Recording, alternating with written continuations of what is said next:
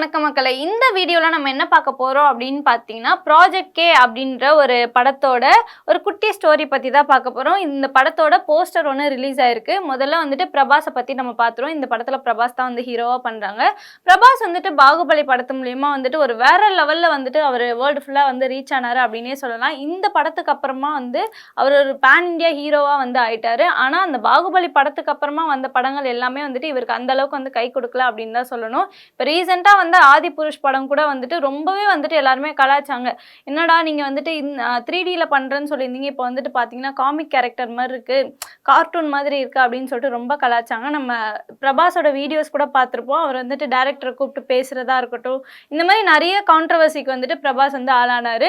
சரி, ஓகே, தொடர்ந்து வந்துட்டு ஒரு 3 படங்கள் வந்துட்டு நம்மளது தோல்வியாகவே ஆயிட்டுருக்கே, இந்த படம் அடுத்த படம் வந்துட்டு எடுத்தால் ஹிட்டு தான் கொடுக்கணும் அப்படின்னு சொல்லிட்டு வெறித்தனமாக வந்துட்டு இந்த ப்ராஜெக்ட் கேல வந்து இறங்கியிருக்காங்க. இப்போ பிரபாஸ் வந்துட்டு ஒரு பெரிய மலை அளவுக்கு நம்பிட்டு இருக்கிறது இந்த ப்ராஜெக்ட் கே படத்தை தான். இதை யார் டைரக்ட் பண்றாங்க அப்படின்னு பார்த்தீங்கன்னா, நேஷனல் அவார்ட் வின் பண்ண டைரக்டர் அஸ்வின் நாக் அவங்கள தான் வந்துட்டு இந்த படம் வந்து டைரக்ட் பண்றாங்க.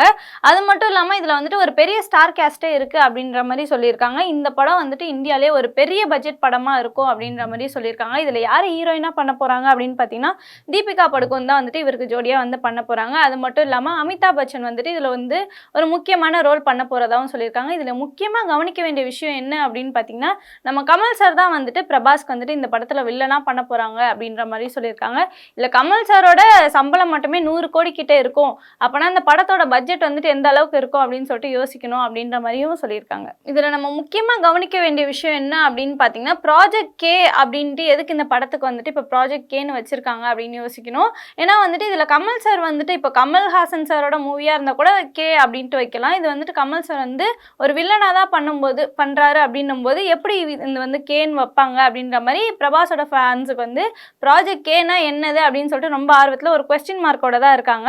அதுக்கு வந்து மூவி டீம் வந்து என்ன சொல்லியிருக்காங்க அப்படின்னு பார்த்தீங்கன்னா, ப்ராஜெக்ட் கே அப்படின்னா என்ன அப்படின்னு உங்களுக்கு ஜூலை 21 வந்து தெரிஞ்சிடும்.